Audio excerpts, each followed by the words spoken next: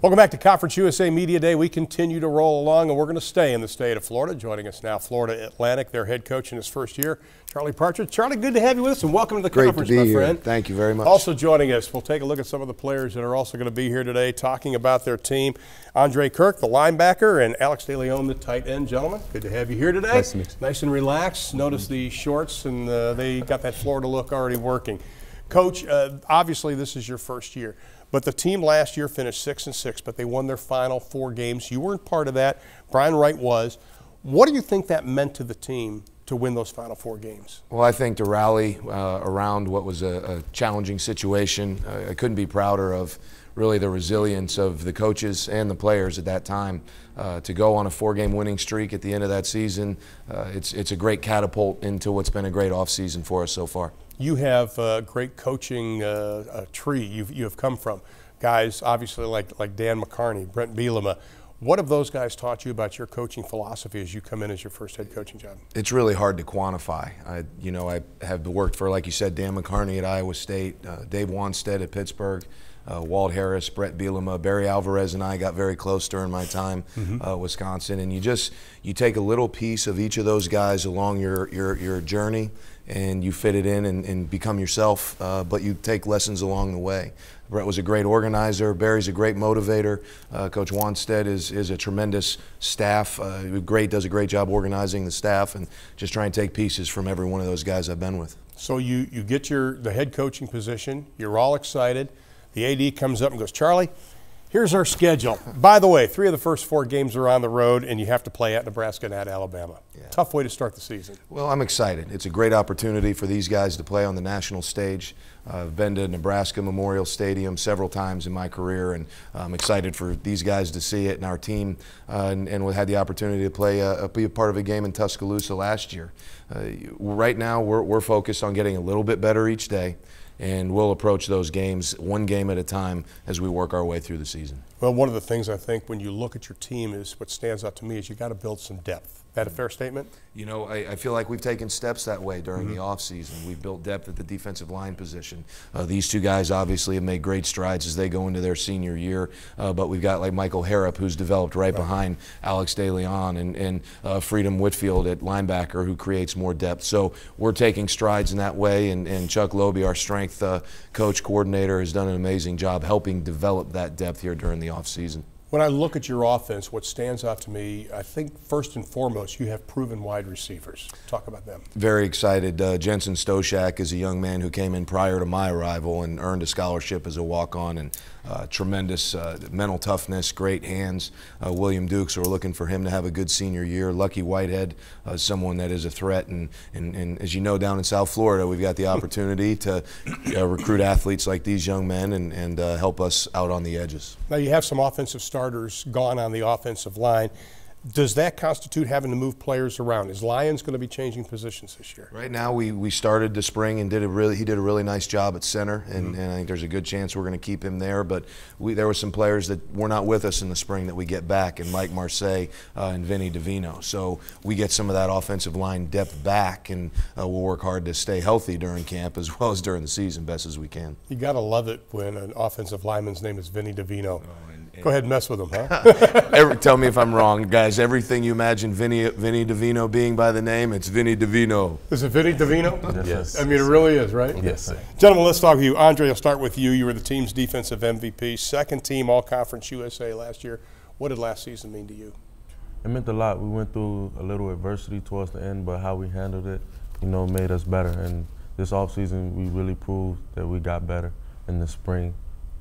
Well, you look at the fact that you did win the final 4 games, finished 6-6, and it's very obviously when you look at the numbers, it was the defense that really catapulted you to those 4 wins. You guys seemed to just gel during that time of adversity, correct? Yes, sir. How tough was it, though? I mean, it was kind of tough. Your back was against the wall, but you look to the guy next to you in times like that. And I trust everybody on that defense. I trust our coaches at that time, and we just handle business. Alex, you have played since your freshman year, averaged 12 yards a catch last season. What are you looking for offensively, not just from you, but as a team as a whole this season? Offensively, as a team as a whole, one thing our offensive coordinator, Coach Wright, stressed about is taking care of the football. Last year we lost some games just off the turnover margin alone. So the offense is really understanding just the concept of the turnover margin. You know, if you lose the turnover margin, there's a high chance you're going to lose the game. So that's one thing we've stressed on. We've just been taking care of the ball. So You were part of a tight end rotation last year, weren't you? yes. Are you going to be the man this year? And I don't mean to be funny about that, but the fact that now you have the experience and you are going to be the focal point of that. I wouldn't say the man. He's laughing when he said that already. Okay, just for the record, he's cracking up. Nah, I'm just gonna be a person that tries to get the whole unit better, and my goal personally is to get that tight end rotation going again, because that's a tradition that's been at FAU since the inception. We have a long history of tight ends, and that's just my goal is just keeping the tradition of having great tight ends. Andre, Coach was talking about strength and conditioning. That is so important no matter what level you play on. What you do in the offseason prepares you for the season. You took it personally this year, diet change, you've added 10 pounds of muscle. How important was it for you to kind of almost reconfigure your body coming into this season? It was real important. I knew I wanted to gain some weight. I talked to my linebacker coach. He told me he wanted me to put on a few pounds. Coach Partridge definitely made that possible with all the food and things that he has around us now. He's implemented a kitchen in our locker room. It's a lot of things that he did to help me gain that weight. Coach, one of the things that I think coaches all throughout the years I've been doing this have always said you've got to win first down. You look at your numbers on first down, teams averaged over 5 yards on first down. Has that been a focal point in the spring drills and coming up in the fall drills? It has, and just what you said, we need to do a better job playing ahead of the chains instead of playing behind. Put ourselves in 2nd and 7 or better in terms of a defensive standpoint. So it'll continue. We'll play a lot of first down, play second down, and we'll just have sets of where that's what we're doing, first down, play second down, so we get that extra emphasis that you're talking about. You were so balanced on offense. You look at the offense, 185 rush, 199 pass.